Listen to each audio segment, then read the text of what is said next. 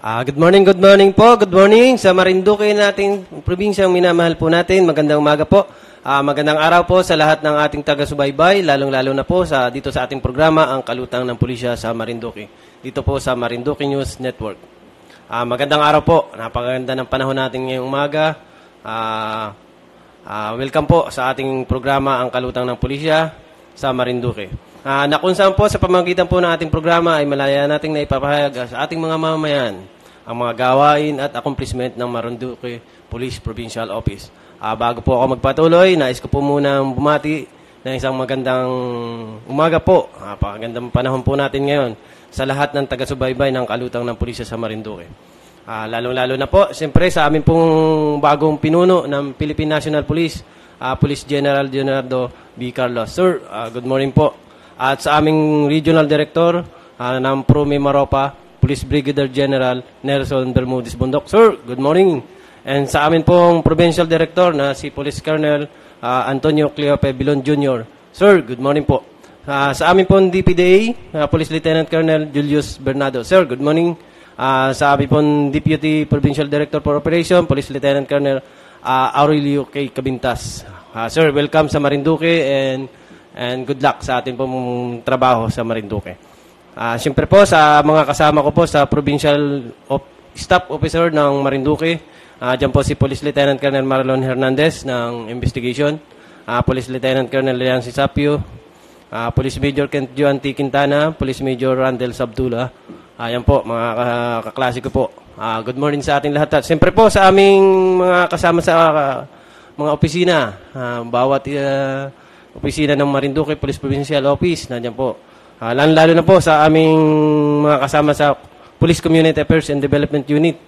Magandang umaga sa atin lahat. Nandiyan po si Police Lieutenant Trina Alcalpado, Police Executive Master Sergeant Annalie Rejano, Police Staff Master Sergeant Milan Bacomo, Police Staff Sergeant Franklin Orilla, Police Corporal Alir Mandak, Patrolman Benji Mausar, and Inyupi Roselo Salvacion, o si Sweet kung tawagin po namin. Ako po ang inyong likod, Police Major Elmer Lontok Manalo po, ang kasalukuyan po na Chief ng Police Community Affairs and Development Unit ng Marinduque Police Provincial Office. Magandang umaga po sa ating lahat. Yan, napakaganda po ng umaga. Siyempre po, yung mga kasama ko din po dyan sa mga opisina niya, dyan po si PISPO, yung aming bago pong PISPO, si Police Executive Master Sergeant Dennis Almonte. Yan po. At sa mga kasamahan naming nasa mga kanya-kanyang opisina po dyan na busy po sa pagpiprepare ngayong preparation po ng mga activities namin sa kapulisan. At ang unahin ko din po, siyempre po, ang pagbati din po kay Bishop Maralit. Bishop, magandang umaga po sa ating pong mga kaparian. Magandang umaga po. Ngayon po, isa din programa po ng kapulisan. Ito po yung kami po ngayon ay nagre-recruit. Kailangan pa rin po ng baka may mga sa ating pong mga kababayan dito sa lalawigan ng Marinduque. Sa kanilang kamag-anak, kapatid o mga pinsan o kung sino man po may interest po na pwede pong maging kamembro namin sa Philippine National Police. May bakante po kami sa amin sa kapulisan. Kailangan po namin ng karagdagan para mapunaan po yung ating dito sa PROME Maropa. Last sa October po, may na-take out lang po pero may slot pa rin po tayo na 170 sa May Maropa. Kaya yung may kagaya po ng panawagan namin, sa mga nais po na maging membro ng Philippine National Police at dito sa Regional Office May Maropa, hinikayat namin na maging kasapi namin po kayo. May mga kailangan po na kailangang qualification lang po, pero madali lang naman po basta kayo nakagraduate po ng 4 years degree sa college. Tapos may eligibility po kung anong course ninyo, pwedeng may board. Pag naman po, pwede po kayo mag-exam ng NAPOLCOM entrance para sa eligibility po. Yan po ang mga requirement. Pero kalimitan naman po kung anong course, meron din po naman mga board exam. Isa na din po sa eligibility na kailangan. At siyempre po, sa mga may kailangan lang po sa height sa mga lalaki, kailangan po 5'4" pataas. Then, sa babae naman po, 5'2". Yan. Kaya, yung mga may kamag-anak po, namin pong iniimbita na makaging kasapi po ng Philippine National Police. Para pero may sweldo po agad, 29,000 sa, ano po yun, basic pay po ng bagong membro ng kapulisan. Ayan po. Para maging kasama din po namin kayo. At isa din po sa amin ngayon yung programa, mayroon po kaming gaganapin na panshoot, invitational panshoot po dito sa Marinduque. Na gaganapin po sa Barangay Kapayang, Mugpug, Marinduque. Sa sa Sabado po na ito, December 11, mag-start po tayo ng 7 a.m.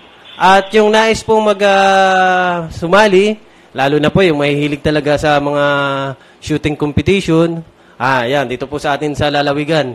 Lahat po, ini-invite po namin yung may interest po makilahok sa amin. Welcome po sa amin lahat. Yan po, Saturday, December 11 po, 2021. Starting po yan ng 7 a.m. Aga po yung start natin. Kaya lahat po na mga pinadalhan din, may mga pinadalhan din po kami ng invitation letter. Pero bukod po doon, aming pinananawagan pa rin po ngayon na maki-join po kayo sa amin po ngayong December po para sa invitational natin ng panshoot po dito sa Lalawigan ng Marinduque sa Kapulisan po. Sa amin po sa pamumuno po ng aming Provincial Director, Police Colonel Antonio Cleope Bilon Jr. Sir, yan, talagang para po sa ating mga mahihilig sa shooting competition po yan. Ini-invite po namin dito sa ating buong lalawigan. Yan po. And iulit ko rin po ngayon na ngayong araw, napakaganda nga po ng panahon, pero iulat ko din po yung sitwasyon natin dito sa nitong nakaraang buwan po, November, yung mga sitwasyon po sa ating lalawigan. Dahil medyo nga po ang ating probinsya, isa pa rin sa masasabing tahimik na lalawigan. Talagang napakatahimik po. Pero may mga insidente pa rin pong nangyayari. Kagaya po nito, buwan ng Nobyembre, sa buo pong buwan ng Nobyembre 2021, may record pa rin po tayo ng isang insidente sa crimes against person, sa rape, under po ng rape, may isang insidente pa rin po tayo. Kaya medyo nakakalungkot sa bayan pa man din to ng Buwak. Kaya ito pa rin po yung ating panawagan na ating mga ang nakakalungkot po dito sa pangyayari pa mismong relative ng biktima yung naging suspect, mismong kanyang ama. Kaya sa atin po mga kababayan, yun pa rin po yung aming pananawagan na ingatan po natin talagang sa mga kasamahan sa bahay, lalo na po yung nanay natin or talagang ingatan po natin yung mga anak natin. Talagang hindi po maiwasan may nangyayari pa rin insidente. May isa pa rin nangyari po sa atin sa buong lalawigan. Ito nga po yung rape. Medyo nagkaroon pa rin ng record ngayong buwan ng Nobyembre po. And then sa rin po, dito, lalo na din po dito sa traffic accident naman po. Ito rin yung aming isa ding panawagan. Talagang lumalaki din po yung insidente ng traffic accident dito sa atin lalawigan. Sa record po ng Nobyembre, may 6 po tayong record. Kaya kalungkot talagang isa din yung po sa nababawasan natin yung mga insidente, yung mga nakawan, yung mga patayan, wala naman sa atin sa probinsya. Yan pa po natin pinagpapasalamat. Pero may nangyayari naman po sa traffic accident. Mayroong namamatay pa rin talaga na involved. Ngayon pong buwan ng Nobyembre, may record po tayo ng isang reckless imprudence resulting to homicide po. Yan sa traffic accident, talagang may isa po tayo dyan. Bayan din po yun ng Buwak nangyari. Kaya sa ating mga kababayan, yung mga na mahilig po, lalo na involving po sa motorcycle, sa mga motorsiklo, talagang ito po yung isang nagiging cause ng aksidente. Talagang motorsiklo. Kaya sa buong record nitong buwan ng Nobyembre po, 2021, Yan nga po, may 6. May 4 physical injury. Reckless and imprudent resulting to physical injury. And may isa din po sa damage to property. Kaya bali 6 po yung record natin sa vehicular accident. Talagang makakalungkot man din sabihin, talagang ito po ang pinagmumulan, kalimitan ay motorsiklo din po. Sa record natin dito sa 6 na insidente po ng traffic accident. At may isa nga po, nakakalungkot, may isang namatay tapos kilala pa sa bayan ng Buwak po. Natatandaan niyo po, si Doktor, mismo ating rural health unit. Kaya sa ating mga kababayan, pa rin po ang aming panawagan, mag-ingat po. Kung maaari, talagang kompleto po yung ating mga ginagamit lalo na may mahilig po sa motorsiklo pagmumotor. Talagang kailangan po ay hindi man po kayo laging nahuhuli ng kapulisan dahil wala po kayong unang-una, walang helmet. Sana ay sumunod po tayo. Huwag na nating intayin pang may mangyari pa pong aksidente. Yan po, para po sa atin lahat po ito.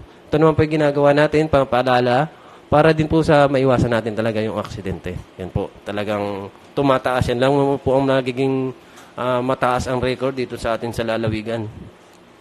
Itong traffic accident na sinasabi nga po, involving ng mga motorsiklo. Kaya yan pa rin po ang aming panawagan. At syempre po, isa pa rin namin panawagan, hindi pa rin po tayo, ika nga sa ating lalawigan, hindi pa rin po tapos yung ating laban. Nandiyan pa rin po yung ating mga pandemya. Kaya yung aming mga kapulisan po, siguro yung iba sa inyo po ay nasisita din, lalo na sa mga QCP o quarantine control point namin, ang mga checkpoint. Yun din po aming hinihingi pa rin ng pamamahin. Kung kayo na aming namaabala, kami po ay nagpa-implement ng minimum health protocol at mga guidance galing po sa interagency task force natin sa lalawigan para ma-implement po ito. Lalong-lalo na po, hindi pa rin po, kagaya po binabanggit ko lagi, hindi pa po tapos yung laban natin. Kaya lalo na may isa pa pong pumapasok na virus. Lalo na po tayo maghihigpit dito sa lalawigan para lalong hindi po makapasok dito sa atin po yun. Kakaunti na po yung sa record. Base sa record po, napakaliit na ng bilang ng ating mga may COVID case. Pero hindi pa rin po tapos. Kaya yun pa rin po ang panawagan namin. Patuloy pa rin po tayo mag-iingat. Sumunod pa rin po sa minimum health protocol natin. Lalo-lalo na yung wearing of face mask pa rin po tayo. And social distancing ang pinaka-isa din po. Kaya para yun po ang ating isa pa rin panawagan, talagang mag-iingat po tayo lagi. Mag-iingat po. Talagang ang ating probinsya po ay nadyan lagi yung pagsubok na pandemya. Yan, may isa pa po tayong problema. Diyan pa rin po yung iisip. Hindi pa rin po natin matapos-tapos. Talagang nakakaawa po yung ating mga kababayan na may alaga ng baboy. Ngayon, nagkakaroon ng sakit. Kaya, isa pa rin po ito sa ating, ang ating kapulisan, sa tulong po ng ating ng veteran office. Talagang, nadyan po yung ating kapulisan. Isa pa rin po yan sa inilatag natin ng kapulisan, yung quarantine control point naman sa mga checkpoint po. Talagang chinecheck po yung mga permit ng mga lumalabas. Talagang yung dokumente po ang ating ini-inspection dyan. Dahil mahirap pong maglabas muli ng mga may makalabas sa atin sa probinsya na may sakit na baboy. Yan po. Talagang kaya isa na naman itong pagsubok sa atin lang mga kababayan. Talagang hindi pa tapos yung pandemic, may isa na namang sakit na nakakaano rin sa atin. Kahit ito'y mismong ang ekonomiya ay may problema, ito nakasali pa ang agriculture talaga sa larangan ng agriculture. Talagang ito ang isang lalong-lalo na dun sa malalaking may mga alaga talaga na hanap buhay talaga ay pag-alaga ng baboy. Ayan, talagang nakakalungkot na pangyayari yan sa ating mga kababayan. Kaya, yan po, yung mayroong namang maaari, ingatan natin yung ating mga alaga. Talagang huwag munang magpapasok ng ibang dahil madali po itong mahawa yung mga pag may isang kahit sa tao pag yung isang tao galing dun sa mayroong may sakit, pwedeng may transfer din yan dun sa ibang lugar pa. Kaya ingat din kung sino yung mga pinapapasok din sa inyo mga piggery o kulungan ng baboy. Talagang yan ang isang problema natin dito sa lalawigan. And then bago po ako magpatuloy, lang po muna tayo magbabalik po ang ating programa, ang Kalutang ng Pulisya sa Marinduque. Kabataan kontra Droga at Terorismo o KKDAT ay programang itinataguyod ng pambansang pulisya sa tulong ng iba't ibang ahensya ng gobyerno upang maprotektahan at mapangalagaan ang ating mga kabataan laban sa banta ng iligal na droga at terorismo. KKDAT, kabalikat ay mga individual at organisasyong pangkabataan na may hangaring mapangalagaan ang kanilang kapakanan at kaligtasan tungo sa kanilang magandang kinabukasan.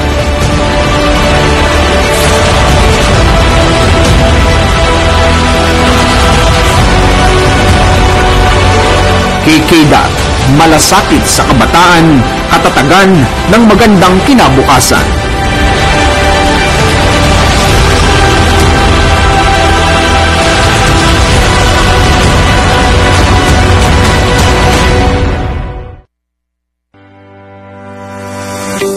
Ang magkaroon ng matatag na pagpapanatili ng kapayapaan at kaayusan, mas matibay na paglaban sa kriminalidad, mas mabilis na pagtugon sa kinakailangang police assistance, at mas malapit na dudulugan para sa mga reklamo ng mga manggagawa at maging ng mga mamumuhunan.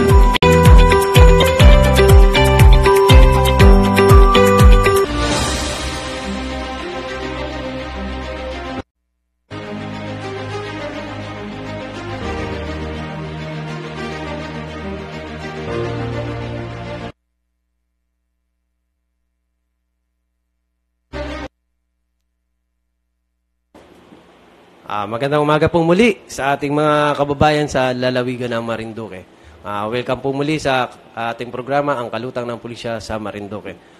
May isa po nag-comment sa ating dito sa chat box. Nagtatanong si Nailin, si Renilia, si Soribilo, Jeneline, Jeneline ang Oliveros, binaligtad niyo ang kanyang pangalan. Ang tanong niya, Sir, ask ko lang po yung pasa na sa board exam ng criminology, saan po pwede mag-apply? Yan, maganda po. AP-page ko din po ito. Ayan, may contact number po. Ayan, nasa yung mga, yung kagaya po ng binanggit ko kanina, isa po sa requirement natin yan, yung board exam, isang eligibility.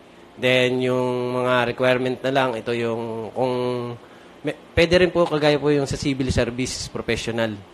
And then, yun, kagaya mo nga po ng binanggit ko, yung, hindi lang po yung PNP entrance sa exam sa NAPOLCOM, pero yung wala pa pong eligibility, pwede po kayo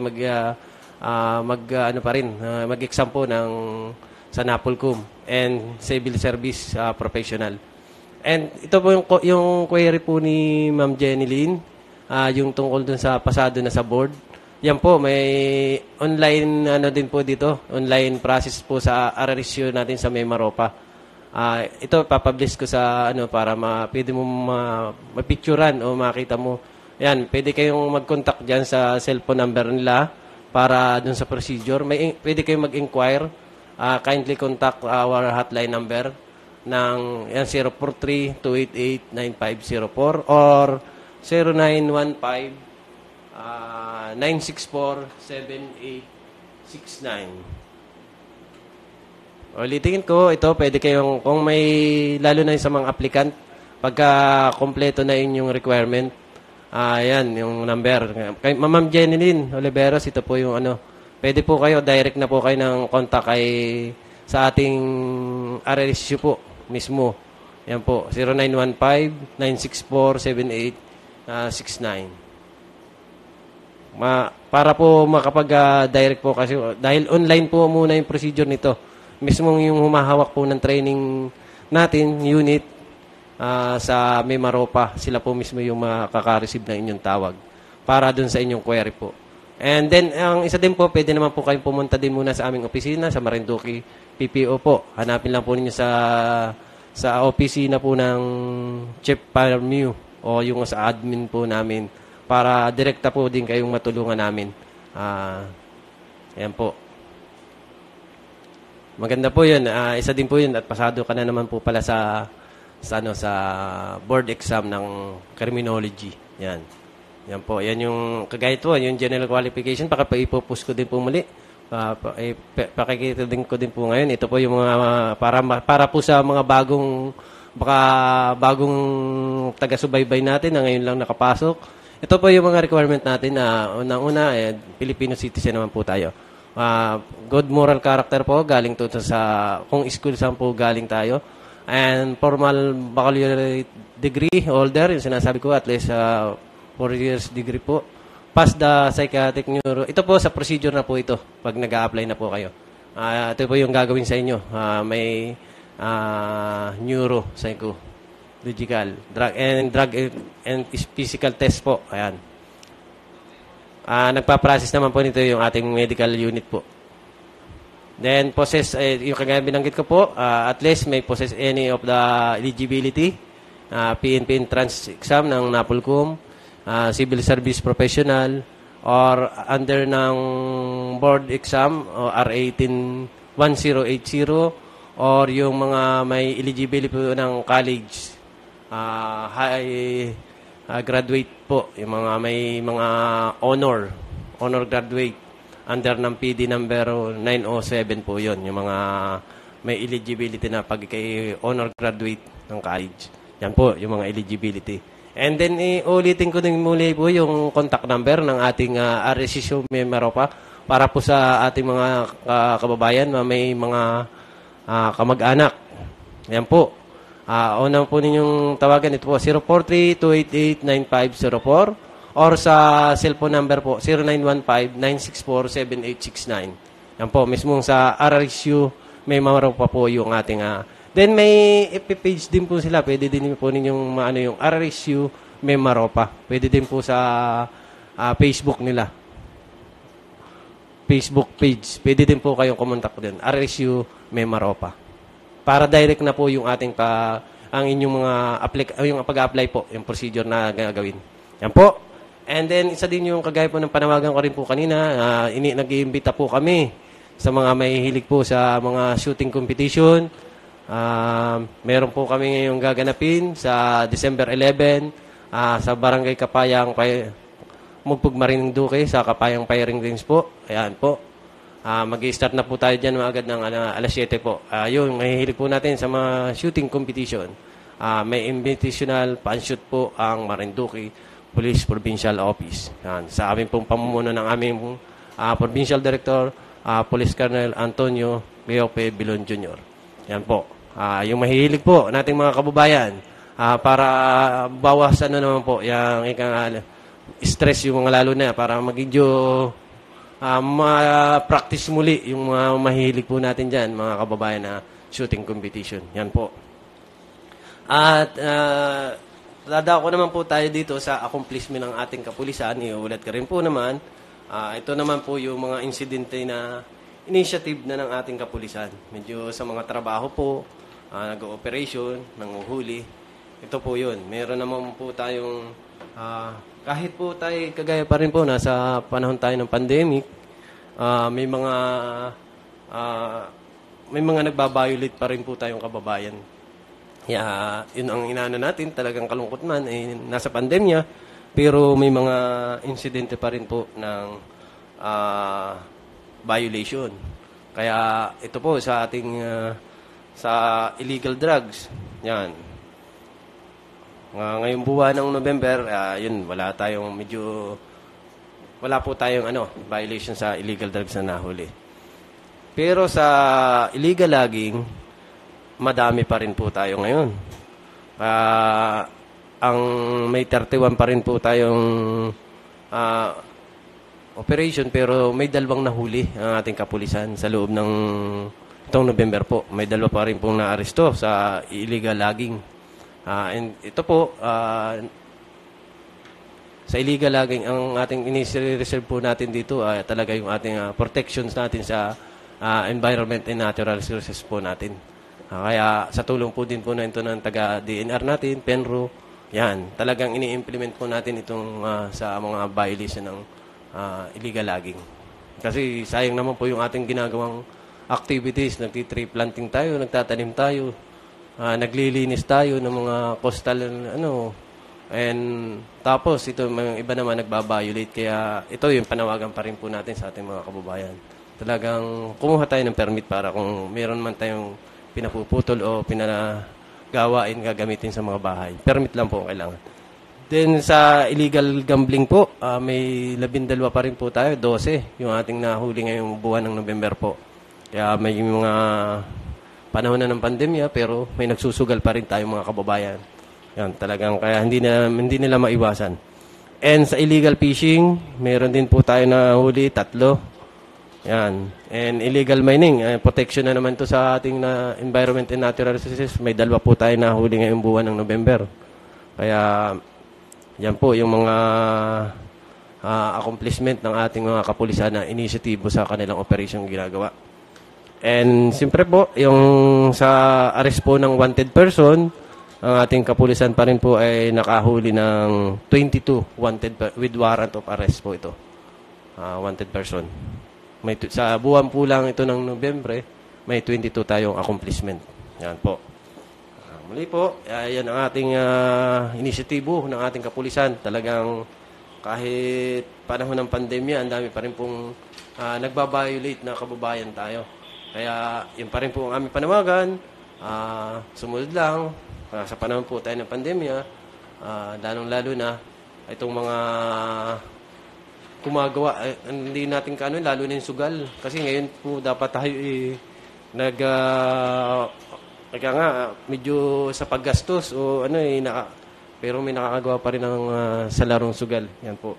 Talagang medyo hindi maiwasan natin ng ating mga kababayan yung itong larong sugal. Dami pa naman. 12. Kaya, yun po. And inuulit ko po muli, baka may mga iba pang hindi nakapakinig sa simula ng ating programa. Publish ko po muli yung ating requirement dun sa mga may kamag-anak, anak, kapatid na gusto pong maging membro ng kapulisan. Yan po. Ito po yung mga requirement. Filipino citizen, good moral character, formal baccalaureate degree holder or at least 4 years degree po, college graduate. Ito naman procedure na po sa amin, sa PNP. PNP po na ang gumagawa nito, under ng medical unit po ito. Yung drug test and physical examination test.